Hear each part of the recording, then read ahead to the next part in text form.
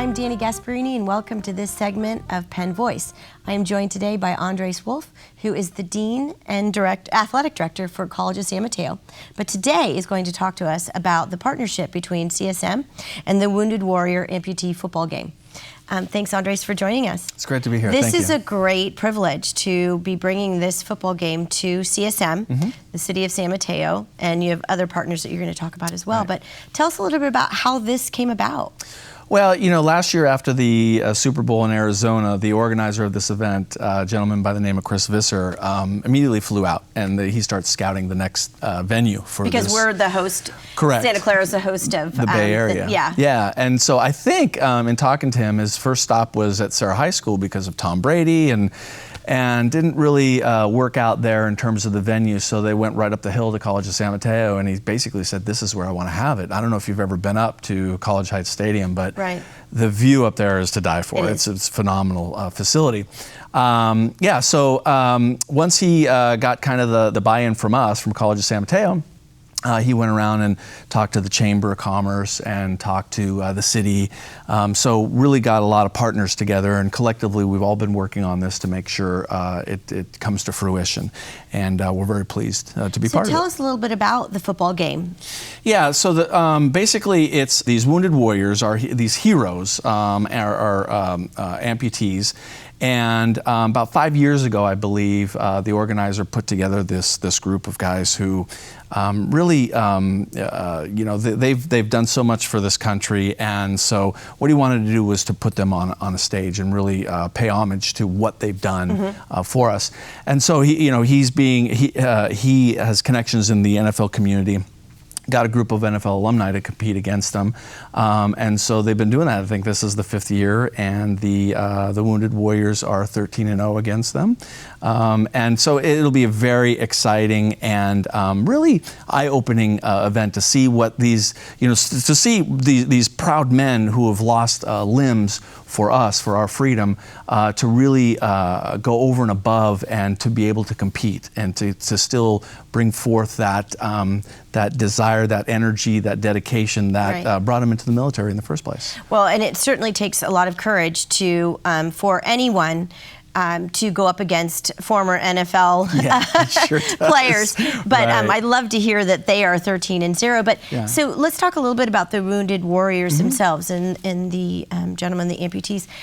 Are they traveling as a tour group, or is it usually the same gentlemen that are traveling through all of these 13 games so far, or do they gather Wounded Warriors from each community? Tell us a little bit about that part of the organization. Yeah, it's pretty much a group of guys that guys and women that travel around the country. They have a team. They're an organization, and so they compete. And they're practicing and playing as a group that's been formed for quite some time. Absolutely, yeah. And as more interest evolves, they bring in new members. So it's not an exclusive thing. We're only going to carry 25 members, you know.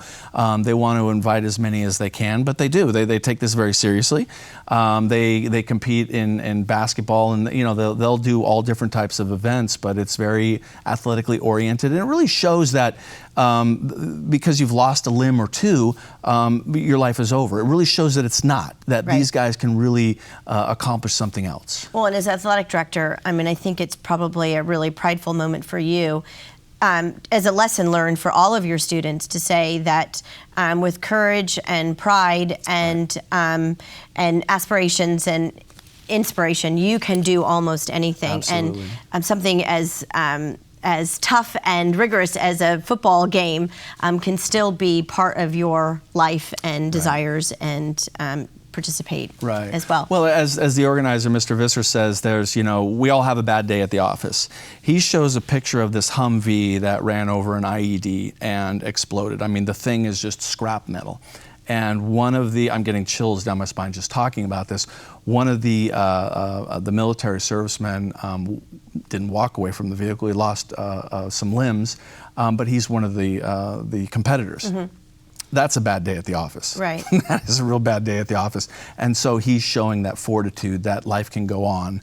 And we'll see that. We'll be firsthand witnesses to what these fine young gentlemen and women have gone through and what they're experiencing, and how they continue to persevere. So I'm guessing it goes beyond a football game, that there's conversations and an opportunity for you to meet these wounded warriors and to sort of get to know who they are and their story. Yeah, and that's the beauty of it. You know, our partnership here, we really want to focus on making this the second biggest event of the Super Bowl week, right? Other than the game itself, this should be the highlight because it really pays tribute to what our heroes have done.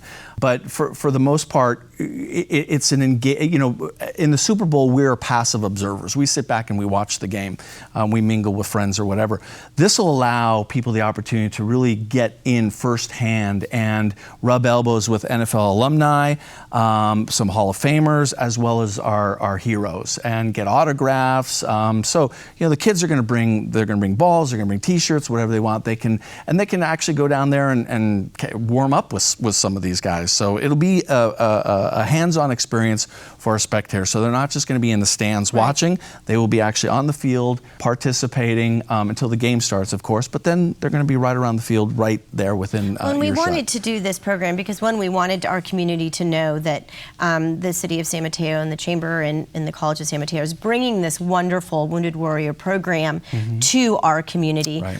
It can be relevant in any community. It usually follows a Super Bowl. We happen to be hosting the Super Bowl here in our community this year. The event is February 6th. Correct. How can people get access to tickets, participate? You said 4,000 to 6,000 people. How do I get there? Yeah, on our website, there's information about it. The tickets can be bought at the gate, and you know they're pretty loose. The proceeds of this event go back directly into these organizations to help our veterans. So they can be bought at the gate, or they can be bought online. There's a link online as well on our website. Traffic is going to be a little bit of an issue, but we have San Mateo Police that's helping us out in terms of getting traffic moving. Correct. Our security force will be there as well.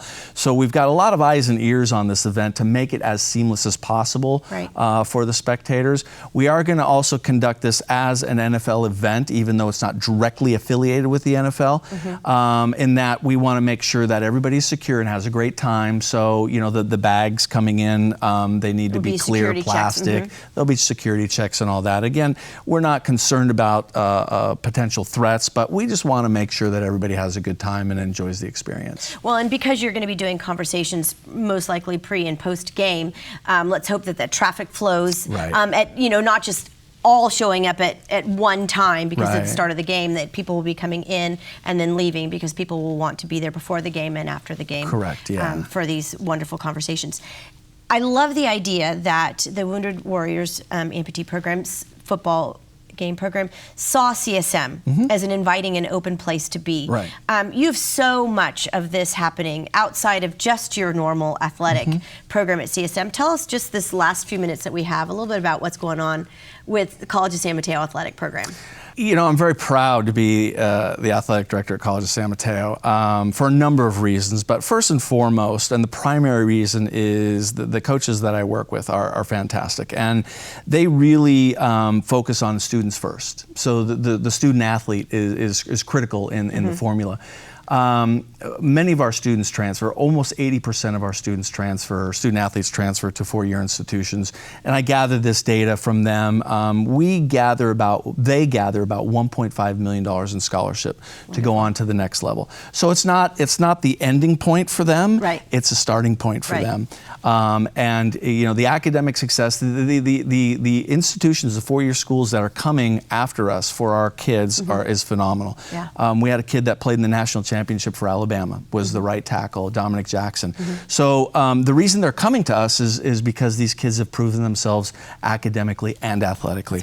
And that takes a village, not just our coaching staff, but the entire support staff at College of San Mateo and the other faculty in the discipline. Well, Andres, we are out of time, so thank you so much for sharing your partnership with the Wounded Warrior Amputee football game. We look forward to it on February 6th. Congratulations for all that you're doing at CSM with your athletic terrific program. And families, I hope you'll join me. What a great way to meet and thank our heroes that support us and protect us, and a great way for kids to see such great courage happening.